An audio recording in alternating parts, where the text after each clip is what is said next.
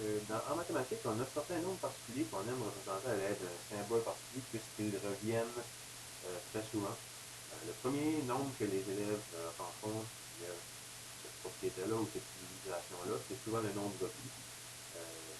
Ici, c'est un nombre qui est important, il revient dans l'aire et la circonférence du cercle. On a aussi vu qu'il revient lorsqu'on fait de la trigonométrie, donc pi radian égale à 180 degrés.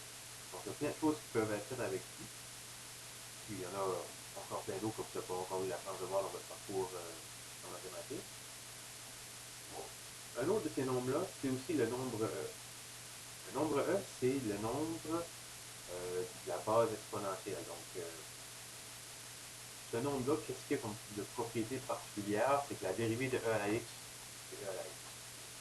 Si vous voulez faire du calcul différentiel, vous verrez cette propriété-là. Sinon, on va simplement travailler avec le nombre E, qui est une base. Donc, on va pouvoir utiliser les lois des exposants avec cette base-là.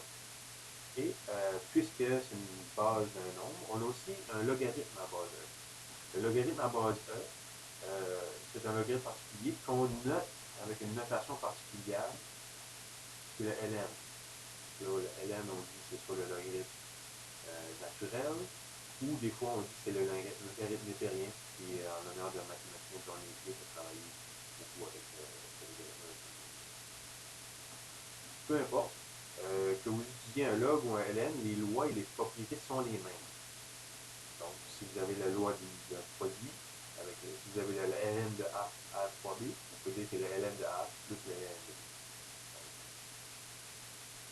Donc, exemple 1, on va simplement sortir la calculatrice et évaluer certaines expressions. Donc, juste pour s'assurer qu'on puisse travailler avec l'outil de la calculatrice. Donc, évaluer au centième près les expressions suivantes. Donc, premièrement, avant de faire ça, moi, je vais juste aller calculer E à la 1 sur ma calculatrice. Donc, pour vous dire qu'est-ce qui est ce nombre-là. Donc, moi, sur la calculatrice que j'ai sur l'ordinateur, je vais utiliser les fonctions inverses. Donc, E à la 1, c'est 2,72 environ. Donc, 2,72, c'est E. Donc, c'est une approximation comme pi est égal à 3,14. Donc, c'est une approximation ou un arrondissement. Donc, si on veut savoir E au carré, donc tout dépendamment des calculatrices, certaines calculatrices, on doit inscrire le E en premier,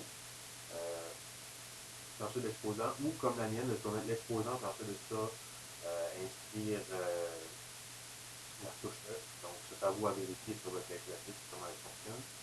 Donc, moi, je veux E au carré, donc je mets 2 exposant E, donc ça donne 7,389. On veut arrondir au centième près, donc on va essayer d'arrondir ici.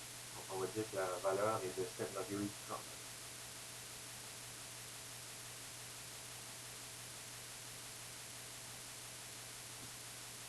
Maintenant, E à la moins 1, qui est aussi 1 sur E. Ça, on va simplement faire la même chose. Donc, c'est ça. On va mettre moins 1, on inverse E.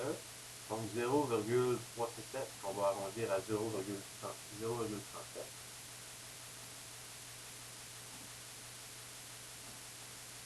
Maintenant, ln de 3. ln de 3, je sais que ça va être quelque chose qui va être plus grand que 1, parce que 3 c'est plus grand que E. E est 2,38, mais ce ne sera pas beaucoup plus grand que 1. Donc, on va sortir la calculatrice. On va passer ça. Donc, ln de 3, 1,098, donc que je vais arrondir à 1,10.